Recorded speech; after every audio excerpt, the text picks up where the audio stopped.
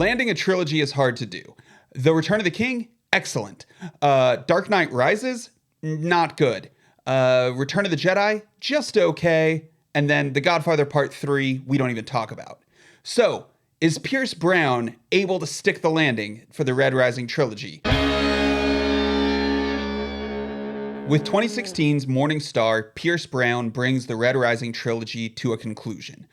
2 years later, he would go on to start a sequel trilogy, and now the whole thing is known as the Red Rising Saga, but Morning Star does bring a true end to the trilogy. Unfortunately, telling you anything about this book kind of necessarily involves light spoilers for the foregoing books. So if you don't want anything about Red Rising or Golden Sun spoiled for you, I suggest just skipping over this summary. Morning Star picks up a year after the very bleak ending of Golden Sun. And at the beginning of Morning Star, things are very desperate for Darrow. He is in a dire situation. Things seem hopeless. And the beginning of this book is actually very reminiscent of the beginning of Dark Knight Rises, in that we get to a point where Darrow is at an all-time low, and now he has to just build back to the heights he was at in Golden Sun. So that's the beginning of this book, and then we transition into more Darrow leading an open rebellion and the, conclusion of his great war against the society. Let's start with the good. The big takeaway here is that Morning Star is a good ending to the Red Rising trilogy. I think Brown delivers a satisfying conclusion, not only to the story as a whole, but to the stories of the individual characters. One thing I really like about Morning Star is that Brown revisits all the themes, all the big questions he'd asked in the earlier books. And that's great because many a series, those themes change even within the series, especially if the books were written over a period of time rather than all at once. For instance, The Chronicles of Amber by Roger Zelazny. It is very obvious when you're reading The Chronicles of Amber that each book is just kind of a reflection of whatever big questions happen to be on Zelazny's mind at the time. Whereas, while you could argue the genre kind of feels like it's evolving throughout the Red Rising trilogy, the theme, the heart of the books feels consistent. As with Golden Sun, Morning Star is a well-written book. It has energetic prose that make it a very easy read.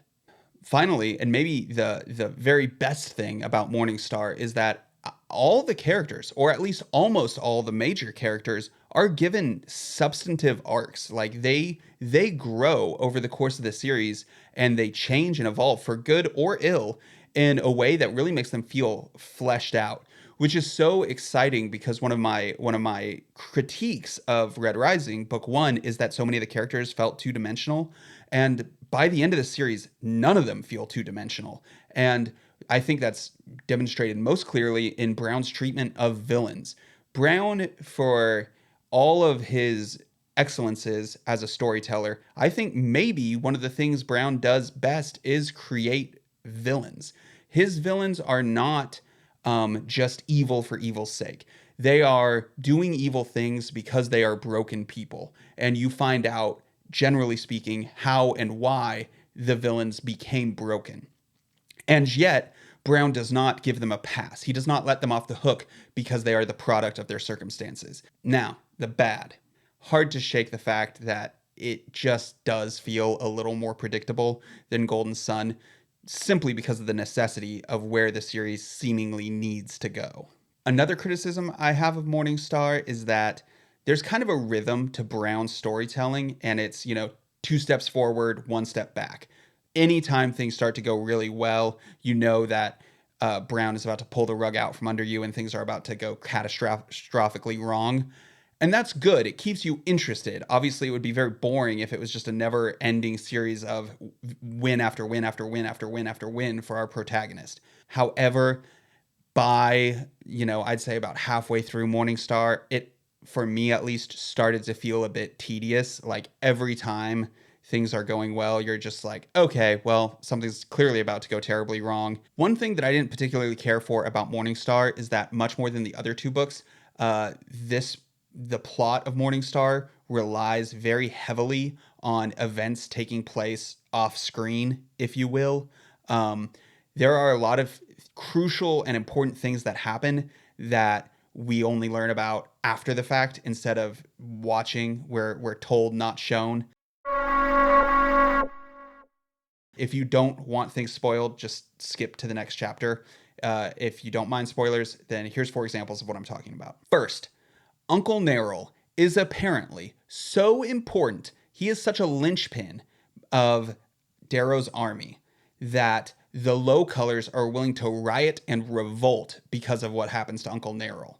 And I just felt like that wasn't teed up at all. I don't think Brown set the table for that. I don't think it was established that Uncle Neril had become that important throughout, this massive army that it's literally the army itself is thrown into jeopardy after Uncle Neril's experience. Second, Cassius's redemption, which has been built up to throughout the books, happens entirely off screen. I recognize there's the scene with Cassius and Darrow having a drink and revisiting, videos of their days at the Institute, but it's not clear from that moment that anything has changed. So all the change in Cassius, we don't get to see that. We just get to see the results. And that's kind of sad because I feel like that was a really major plot point in this story. Third, and this is just an easy example, but Aja surviving her apparent death. And I'm not necessarily saying I wanted a chapter dedicated to learning how Aja survives. However, given that Brown is doing this so much in this book, it is just another example of something very important happening off screen, and we don't know how it happened. We just know that it did because here we are. The final example I would point to is just all the planning that went into Darrow's, climactic victory.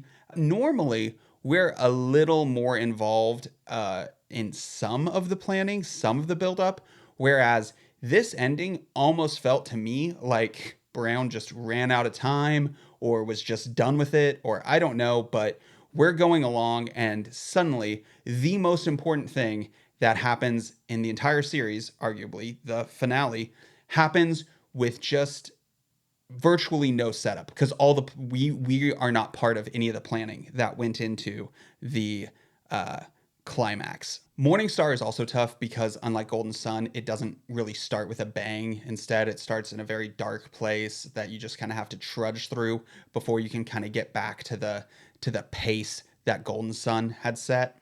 A final critique is just that Darrow's big plan at the end relies on so much guesswork. I understand that all stories require the audience to suspend their disbelief to varying degrees, but for me, the ending of Morning Star just really strains credulity. Darrow's plan is the equivalent of him gambling the entire rebellion on winning a 10-leg parlay. It's just a wild series of accurate guesses. Not my favorite way for this story to have ended when everything else felt so earned. Themes. One thing that I love about this book is that it mostly doesn't have new themes. Instead, it tries to revisit and answer some of the themes / questions the earlier books asked.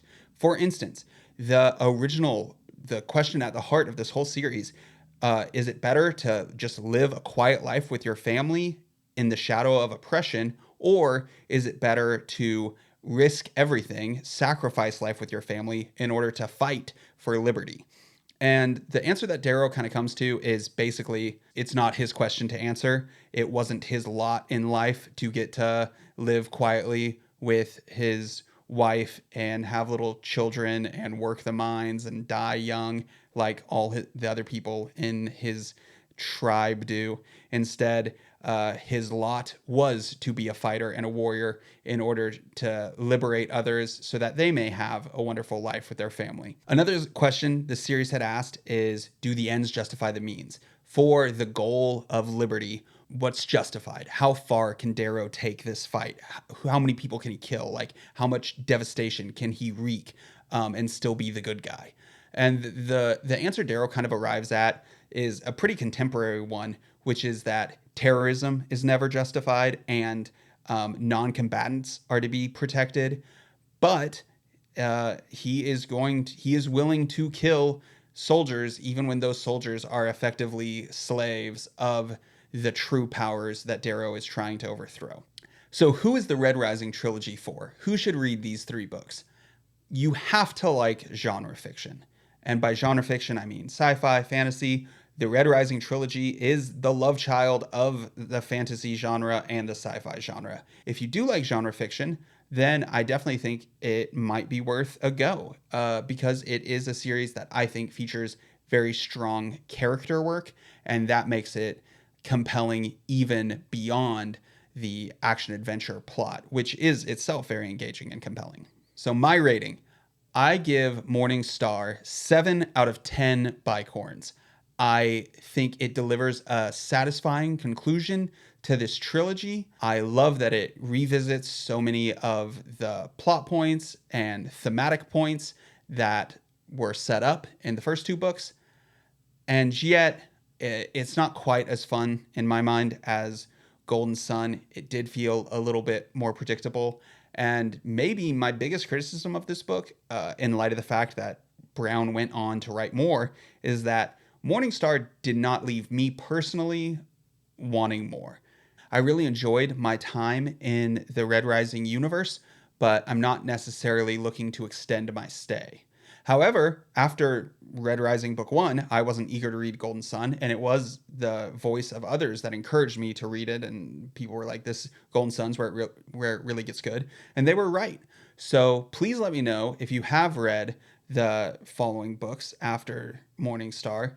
If you think they're good, please let me know. Please let me know if you think it's something that I ought to look into. Thank you so much for watching this video. If you like this video, please give it a like, because while the AI decides what videos we all see, it lets us vote.